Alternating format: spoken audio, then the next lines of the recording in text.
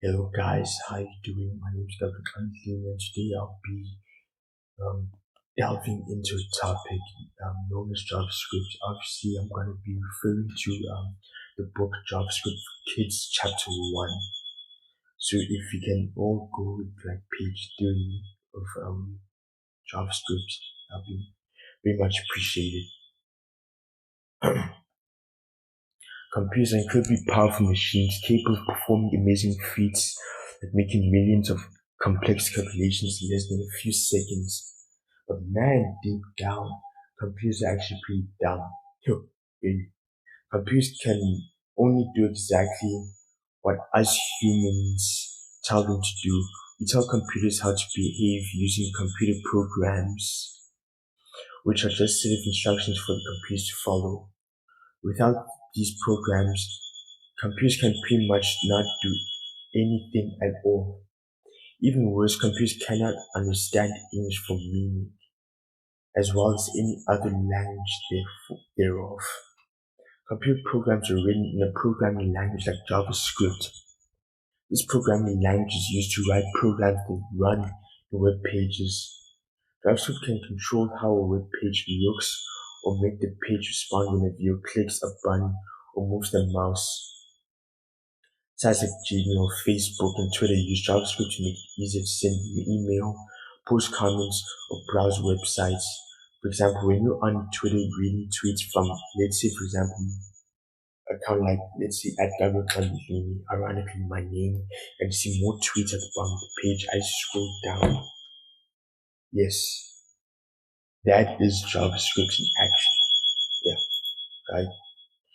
So we'll begin by going delving into the different types of languages that make up the overall content of what us programmers can use to make sure that this dumb computer can understand us whenever we use the console on JavaScript. And by the way, JavaScript for any web browser is automatically there. You don't have to install JavaScript because it just comes with all of the web browsers. For example, Chrome just comes with it. So to basically go into JavaScript console, you're gonna right click on your mouse. Then when you see the word inspect, right click on the word inspect. Then as you can see, another window pops up. Obviously, we're not gonna do elements. We're gonna go straight into console. Right, straight into console. JavaScript isn't the only programming language out there. In fact, there are literally hundreds of programming languages. But there are many reasons to learn JavaScript. For one, it's a lot easier and more fun to learn than many other programming languages. But perhaps best of all to run JavaScript programs. Um, all you need is basically a web browser like I spoke about before, like Internet Explorer, Mozilla, Firefox, or Google Chrome. And like I said before, web browser comes with a JavaScript interpreter that understands how to read JavaScript programs any web browser thereof.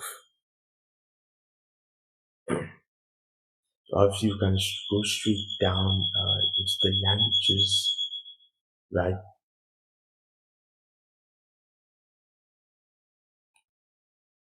So syntax. A program includes lots of symbols, including parentheses, semicolons, curly brackets, plus signs, and a few words that might seem mysterious at first, like var and console.log. These are all part of JavaScript syntax, that is, JavaScript's rules for how to combine symbols and words to create working programs. When you're learning a new programming language, one of the trickiest parts is getting used to the rules for how to write different kinds of instructions to a computer. Obviously, when you first start out, it's easy to forget when to include parentheses or to mix up the order in which you need to include certain values. But as you practice, you start to get the hang of it. Then go down to comments.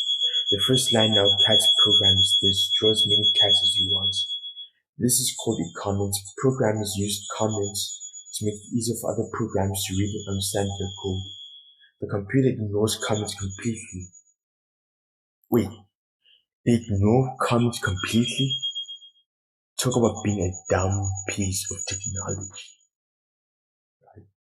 Okay, right? Don't understand. Comments in JavaScript start with two forward slashes. Everything following the slashes on the same line is ignored by the JavaScript interpreter. The comments don't even have an effect on how programs executed. They are just there to provide a description. In the code in this book, you'll see comments that describe what's happening in the code. As you write your own code and your own comments, then when you look at your code later, comments will remind you how the code works and what's happening at each step. There's another code comment on the last line of our program. Remember, everything that after that isn't run by the computer. Obviously, everything after those two slashes isn't run by it at all.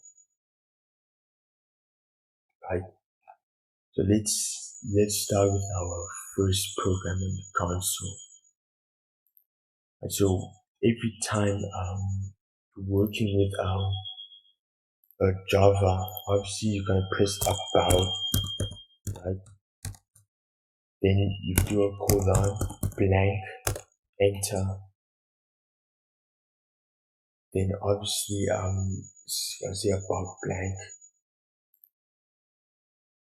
right? Okay, so what you're gonna do is you're just gonna go to console.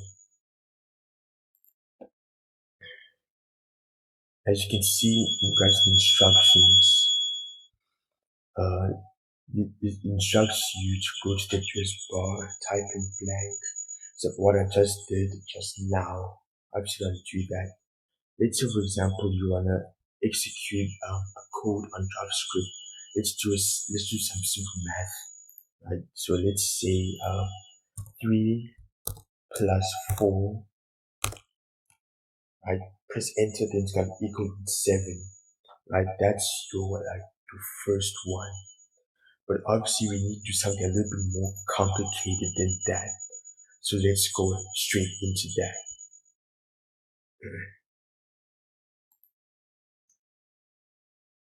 The structure of a JavaScript. Let's create something a bit sillier, a JavaScript program to print a series of cat faces that look like this, right? So unlike our addition program, this JavaScript program takes up multiple lines. So obviously, to type a program into the console, you have to add new lines by pressing Shift and Enter at the end of each line. Just press Enter, Chrome will just try to execute what you've written, and the program won't work as expected. And man, I just see my face, can I say this? These computers were dumb, as I said.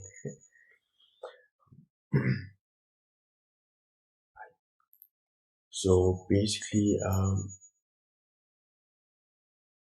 you guys are gonna type out this program, but just to make an example and not to waste your time.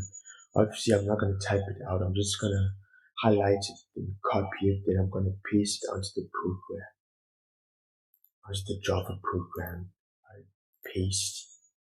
And then after you're done typing this out on JavaScript on the console, and press enter, and as you can see, what's been printed was the cats.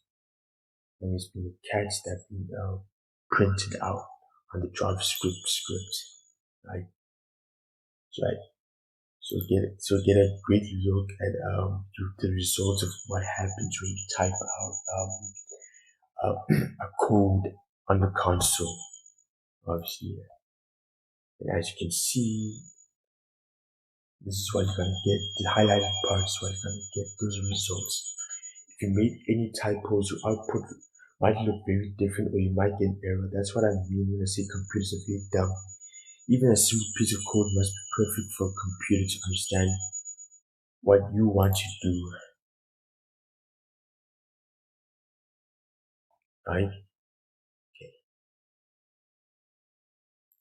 So that's chapter 1 for the first part of the JavaScript for Kids book. Obviously, this is an introduction. Yeah, hope it's worth a while. It's just simple JavaScript coding onto the console. Yeah, thank you very much. I'll see you next time. Oh, wrong hand.